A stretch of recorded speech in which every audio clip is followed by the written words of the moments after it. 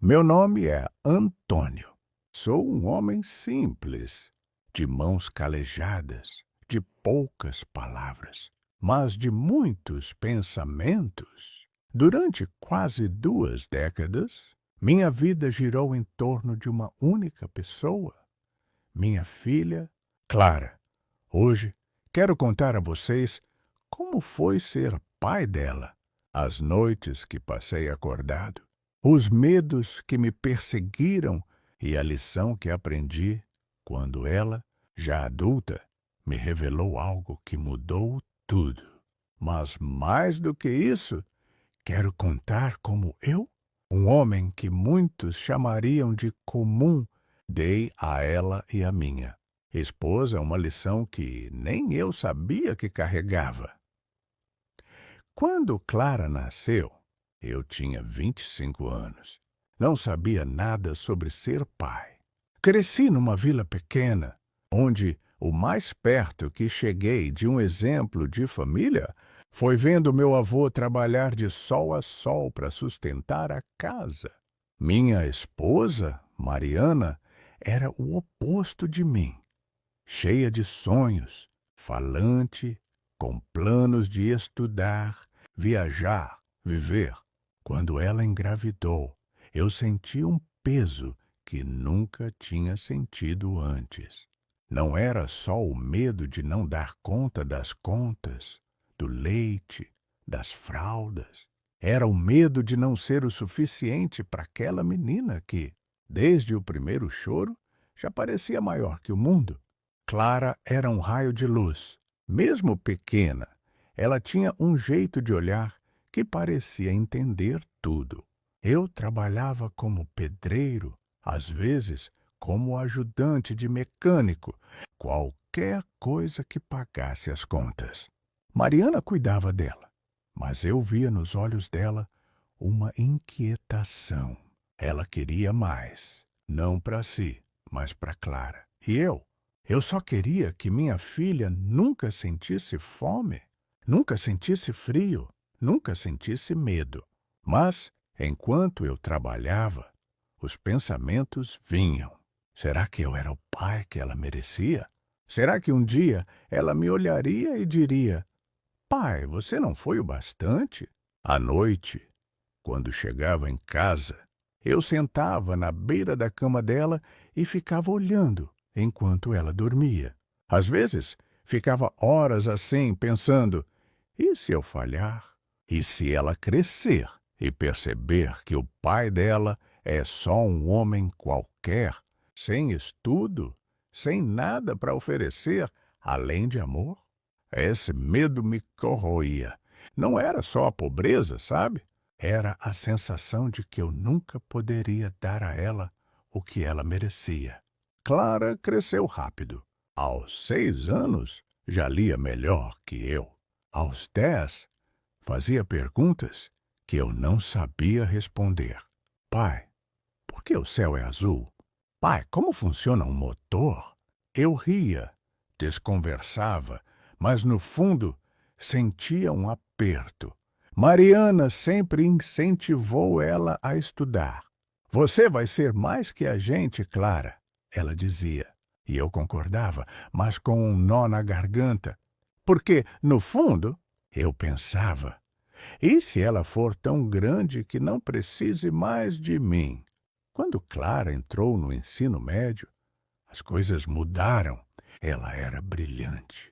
Ganhava prêmios na escola, participava de feiras de ciências, falava de coisas que eu nem entendia. Eu me orgulhava, mas também me sentia pequeno. Mariana começou a trabalhar como costureira para ajudar nas despesas, e eu percebi que ela estava mais distante. Às vezes, eu a pegava olhando para o nada, com uma expressão que eu não entendia. Perguntava se estava tudo bem, e ela só dizia: tá tudo certo, Antônio. Mas eu sabia que não estava. Os anos passaram, e Clara entrou na universidade. Engenharia aeroespacial. Eu nem sabia o que era isso direito, mas vi os olhos dela brilharem quando ela falou que queria construir foguetes. Foguetes! Minha filha, que brincava com bonecas de pano na varanda, agora sonhava com as estrelas. Eu trabalhava dobrado para pagar os livros, o transporte, as taxas. Mariana também. Mas, mesmo com todo o esforço, eu sentia que algo estava fora do lugar. Era como se eu estivesse correndo atrás de um trem que nunca alcançaria. Clara estava no último ano da universidade. Eu nunca vou esquecer o dia da formatura. Ela subiu no palco com aquele cabelo sorrindo como se o mundo fosse dela. E era. Ela conseguiu uma especialização que poucos conseguem, um programa internacional que a levaria para trabalhar em uma empresa de tecnologia nos Estados Unidos. Eu chorei como criança, não só de orgulho, mas porque senti que, de alguma forma, eu tinha feito parte daquilo. Mesmo sendo só o cara que pagou as contas, que ficou acordado rezando para ela nunca desistir. Mas, naquela noite, depois da festa, Clara me chamou para conversar. Estávamos na varanda, só nós dois. Ela estava rindo, nervosa, como se quisesse contar uma piada, mas não soubesse como. Então, ela disse: Pai, eu preciso te contar uma coisa. Não sei como você vai reagir, mas eu não sou sua filha biológica. Eu fiquei parado, como se o mundo tivesse parado também. Ela continuou rindo, como se fosse algo leve.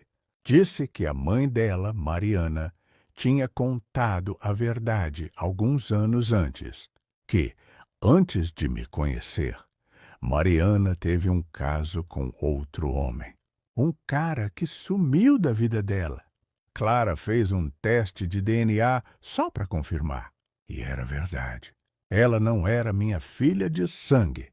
Ela me contou isso com um sorriso, como se fosse uma curiosidade, como se nada mudasse. Mas, para mim, mudou tudo. Naquela noite, eu não dormi. Fiquei na varanda, olhando para o céu, pensando em tudo. Nos anos que passei, acordado, preocupado, amando aquela menina, como se ela fosse a razão da minha existência. E ela era. Pensei na Mariana, nos silêncios dela, no peso que ela carregava sozinha. E pensei em mim, no que significava ser pai. No dia seguinte, chamei Clara e Mariana para conversar. Clara ainda estava rindo, tentando fazer piada, mas eu vi nos olhos dela um medo. Medo de que eu a amasse menos. Mariana estava quieta, com lágrimas nos olhos, e eu disse o que precisava dizer. Clara, você acha que um teste de DNA muda quem eu sou para você? Ou quem você é para mim? Eu te carreguei nos ombros quando você tinha medo do escuro. Eu te ensinei a andar de bicicleta. Eu chorei quando você ganhou seu primeiro prêmio na escola. Eu sou seu pai. Não porque um papel diz isso, mas porque eu escolhi ser. E escolho todo dia. Depois, olhei para Mariana. E você, Mariana, nunca me contou porque achou que isso me destruiria. Mas eu não sou tão fraco assim. Eu te amo e amo a família que a gente construiu. Isso é maior que qualquer segredo. Clara chorou. Mariana chorou. E eu, que nunca fui de chorar na frente dos outros, chorei também. Naquele momento, eu percebi que ser pai não é sobre sangue. É sobre estar lá, sobre escolher amar, mesmo quando o mundo te diz que você não é o suficiente. Hoje, Clara trabalha nos Estados Unidos, construindo seus foguetes. Ela me liga toda semana, me chama de pai, e eu sinto o mesmo orgulho de sempre. Mariana e eu estamos mais próximos agora, mais honestos. E eu aprendi que a maior lição que um homem simples como eu pode dar é essa: o amor não precisa de um teste, ele só precisa de você. Então, se você está ouvindo isso, saiba que ser pai ou mãe ou qualquer coisa para alguém não é sobre ser perfeito, é sobre estar lá, é sobre escolher. E, no fim, é isso que faz uma família, não o sangue, mas o coração.